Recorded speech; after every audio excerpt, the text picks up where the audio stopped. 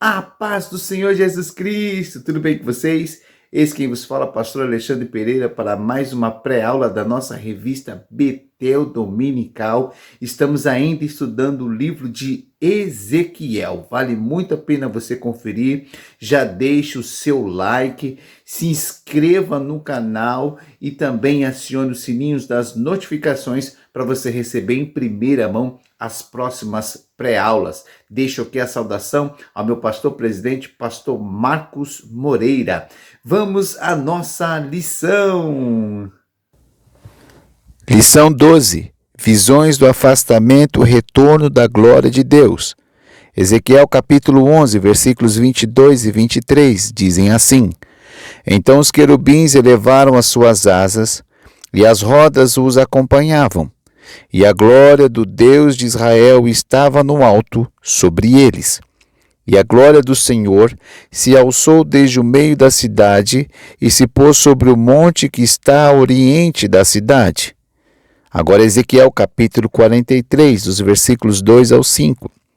Eis que a glória do Deus de Israel vinha do caminho do oriente, e a sua voz era como a voz de muitas águas, e a terra resplandeceu por causa da sua glória. E a glória do Senhor entrou no templo pelo caminho da porta, cuja face está para o lado do oriente, e levantou-me o Espírito, e me levou ao átrio interior, e eis que a glória do Senhor encheu o templo. Deus nos convoca a viver em santidade, para que se cumpra em nós o propósito da nossa existência, que é a de nos relacionarmos com Ele. Para tanto, é importante entendermos que Deus não habita no meio do pecado e não negocia sua glória com ninguém. Sendo assim, para vivermos em santidade com Ele, espera-se que consideremos estas coisas. Precisamos também levar em consideração que Deus revelou em sua palavra as diretrizes para nos aproximarmos dele. Nos revela aquilo que não lhe agrada e concede o seu Espírito Santo para nos guiar e capacitar a vivermos de acordo com a sua vontade. O primeiro ponto aqui é tratarmos acerca da glória de Deus, que revela a sua natureza e demonstra a pessoa bendita do nosso Senhor Jesus Cristo, conforme Romanos 11, 36 e 1 Pedro 4, 11. Pois bem, a palavra glória possui alguns significados na Bíblia. Segundo o dicionário Vini, ela pode se referir aos próprios seres humanos, à riqueza material. Mas o que nos importa aqui é falar acerca da glória de Deus, conforme Êxodo 33, 18 e Ezequiel 1, 28. A glória de Deus diz respeito ou está sob o contexto de seu poder e da sua santidade. A glória de Deus está sempre relacionada à sua manifestação, tanto no tabernáculo construído por Moisés, e também pelo templo edificado por Salomão. Nós podemos ver isso em Êxodo 40, 34 e 1 Reis 8, 11. Segundo o Dicionário Internacional de Teologia do Antigo Testamento, as manifestações da glória de Deus se deram através de quê? De Deus mostrando a si mesmo a sua autorrevelação e o seu desejo de se manifestar entre os homens. Nessa condição, ele sempre mostrava, deixava claro que a sua glória estava extremamente relacionada à sua santidade. Na verdade, Deus sempre almejou habitar com os homens, sempre desejou, isso sempre foi algo que estava no coração de Deus, manifestar o seu esplendor diante daqueles que ele criou. Mas isso só é possível quando os homens entendem acerca do impacto da glória e da santidade divina.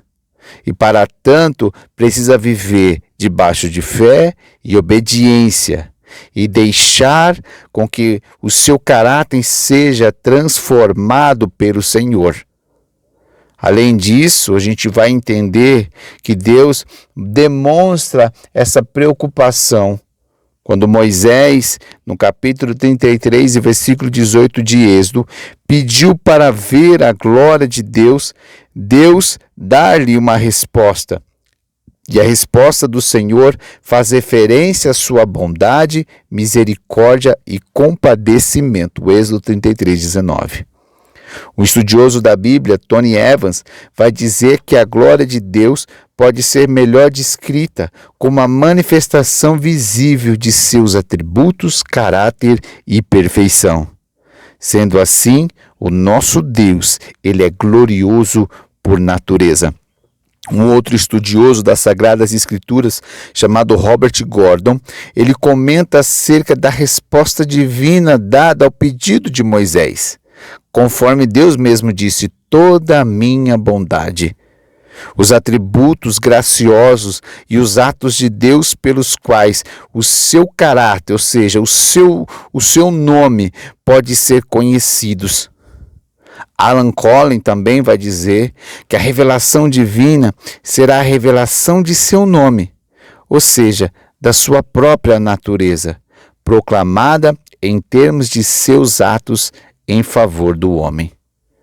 Cristo é a revelação maior da glória de Deus. João, no capítulo 1 do seu evangelho, vai dizer, no princípio era o verbo, e o verbo, a palavra, tornou-se carne, ou seja, ser humano, e habitou, ou seja, tabernaculou, e viveu, ou seja, morou entre nós, e vimos a sua glória, cheio de graça e de verdade. João 14. Como mencionamos, quando Deus revelou sua glória a Moisés, não foi somente em resplendor e nuvem, mas revelando o seu caráter, grande em beneficência e verdade, amor e fidelidade. Êxodo 34, 6. Em João, a glória de Deus é revelada em Jesus Cristo, nosso Senhor, cheio de graça e de verdade. Manifestou a sua glória nos sinais, João 2,11, e os seus sofrimentos e a sua crucificação também manifestam a glória de Deus, João 12, 23 a 33. Um outro estudioso da Bíblia, chamado Bruce, comenta João 1,14, e ele pega a parte que diz, habitou entre nós.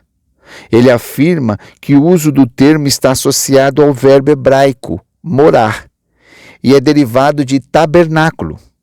Assim, a Shekinah manifesta na vida de Moisés. A Shekinah é uma palavra que literalmente significa residência.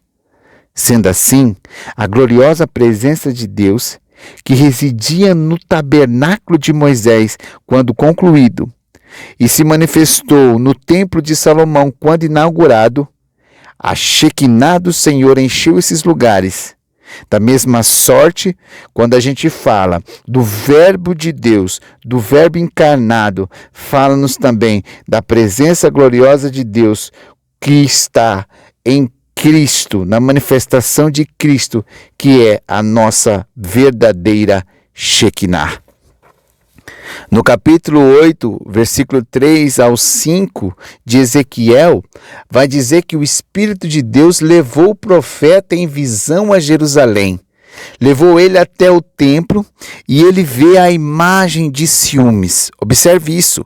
É possível que seja a imagem de Azera colocada por Manassés, conforme 2 Reis 21, 7.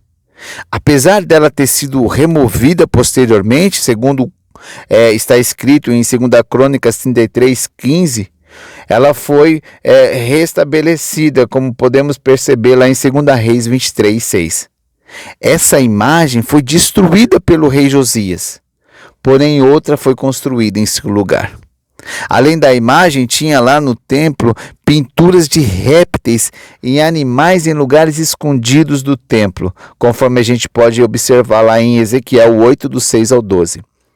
As visões que Ezequiel estava vendo nos fazem lembrar sobre a possibilidade de, havendo a ausência do ensino, da firmeza e da profundidade cristã, da permissividade do sincretismo religioso, ídolos secretos podem estabelecer no culto ao Criador e os homens passarem a adorar mais a criatura do que o seu próprio Criador. Paulo vai alertar acerca disso em Romanos capítulo 1, versículo 21 ao 23. João também, na sua epístola, 1 João 5, 21, vai falar acerca disso. E o alerta maior em Apocalipse 22, versículo 15. De acordo com Bruce, ele comentando Ezequiel 8, do 1 ao 18, ele diz que a glória divina, que normalmente brilhava a partir do lugar santíssimo, já não estava mais lá. Ezequiel a viu na proximidade do templo, pronta para deixar o santuário apóstata. Os cultos cananeus que Josias, o rei, havia abolido há 30 anos antes, haviam sido restabelecidos ali dentro da casa de Deus. Longe de o templo ser uma proteção para Jerusalém agora, como nos dias de Isaías, a gente pode perceber em Isaías 31, do 8 ao 9, a profanação agora causou literalmente a queda da cidade, bem como a necessidade do povo ser levado cativo para a Babilônia. Depois disso, depois de ver todo esse cenário, o profeta é levado para as mulheres no templo do Senhor, ainda em outra parte, que estavam chorando por um deus chamado Tamuz. Diversos comentaristas associam Tamuz à fertilidade e vegetação. Isso é mais um exemplo de adoção de práticas pagãs em um templo edificado para adorar o Senhor Deus. São pessoas que estão mais interessadas em alcançar a satisfação de suas necessidades ou desejos, acima do autêntico relacionamento com Deus, que se expressa em adoração segundo a sua vontade e em um viver de obediência aos seus mandamentos, de acordo com 2 Pedro 2, 13 e 14, Judas 4 e 12. Segundo a Bíblia de Estudos Defesa da Fé, as mulheres que acreditavam que o ciclo de estações representava a morte e a ressurreição de Tamuz, além disso, a gente pode confirmar na mitologia da Babilônia, Tamuz era o filho de Nimrod e sua esposa era Serímides. Ele foi morto em uma caçada a javalis selvagens e imortalizado. Olha quanta crença, quanta coisa que o povo de Israel estava acreditando e deixando de acreditar no Deus vivo. Tudo isso só levava ao entristecimento do Espírito de Deus. Por isso é chamado de a imagem dos ciúmes. Depois desse cenário todo, o profeta foi conduzido para o pátio interno do templo e viu homens de costas voltados para o oriente, adorando o sol. Eles estavam de costas para o templo. No tempo do rei Josias, os sacerdotes que queimavam incenso ao sol foram destruídos ou destituídos, segundo Reis 23:5. Eles estavam de costas agora para o templo, entre o pórtico e o altar. Lembra a postura de quê? De irreverência e de indiferença para as coisas de Deus. Estavam num templo, em uma área destinada somente a sacerdotes, mas não estavam adorando aquele que tinha enchido aquele lugar com sua glória. Naquele lugar, deveriam estar chorando e clamando ao Senhor por misericórdia, conforme Joel 2,17. Joe Taylor afirma que eram homens de posição e estavam publicamente abusando do templo para uma prática que era uma negação total do propósito santo para o qual foram dedicados. E como se isso não bastasse, ainda enchem a terra de violência e irritam o Senhor. Quando a liderança da igreja, nos dias de hoje, se torna corrupta, não há limite ao caos que é semeado na vida da nação. Diante disso, é importante destacarmos que o afastamento da glória do Senhor ocorre aos poucos. Ela não ocorre imediatamente, mas Deus vai permitindo que a sua presença esteja. Mas quando o pecado é deliberado, ele não pode habitar naquele lugar. Daniel Bloch ele vai dizer o seguinte: ao invés de sair das esferas de menor para as de maior santidade, a glória divina parte das esferas de maior para as de menor santidade. Sai do Santo dos Santos para o limiar da entrada do templo. Da entrada do templo, a carruagem do trono. Estacionado na entrada oriental do templo, do portão oriental para o meio da cidade, e do meio da cidade para os montes a oriente da cidade. Isso tudo nos revela que as iniquidades separam o homem do relacionamento com Deus, conforme Isaías 59, 1 e 2. De acordo com o novo comentário bíblico, a glória de Deus continuava movendo-se gradualmente, mas afastando-se do templo. A partir da porta de entrada do templo para o trono com rodas, e então com o trono até a porta oriental. A partida do Senhor sugere que ele relutou para sair, mas não teve como permanecer ali diante de tanto pecado. Embora sua santidade tenha sido desprezada de modo que ele não mais pudesse permanecer, ele foi embora, entristecido ao ver a calamidade que seu povo havia atraído para si.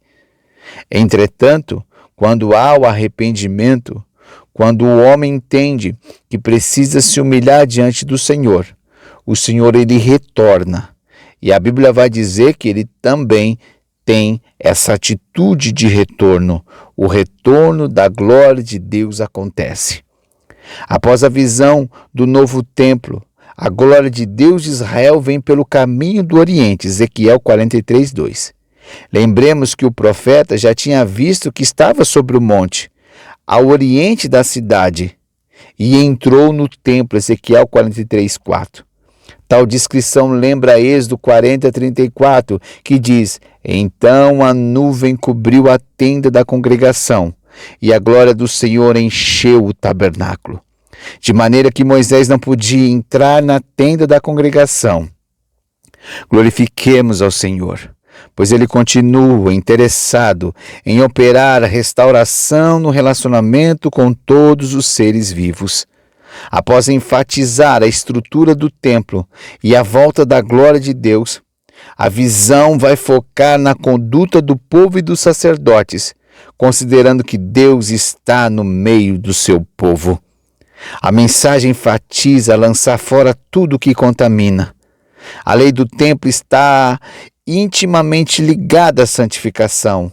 O ponto de partida sempre é o altar, é de lá que começa a santificação, Ezequiel 43, 13. No tempo de Elias e de Manassés, o altar também precisava ser restaurado. Segundo 1 Reis 18:30 e 2 Crônicas 33:16.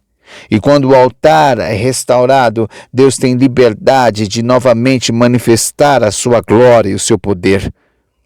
A Bíblia vai dizer que anos depois de Ezequiel, quando os primeiros judeus voltaram do cativeiro babilônico, ao chegarem em Jerusalém, iniciaram as ações visando a restauração pela edificação do altar de Deus de Israel, Esdras 3:2. Diante disso, meus queridos, é necessário lançar fora o que contamina, priorizar a santificação e manter o relacionamento com o Senhor nosso Deus. Por meio da pessoa do nosso Senhor bendito Jesus Cristo e da sua palavra, vivendo em comunhão com Ele a partir do Espírito Santo. Que possamos guardar isso, que a santidade seja uma realidade em nossas vidas. Sede santos, porque eu sou santo. Sede santos em toda a vossa maneira de viver. Deus te abençoe e até a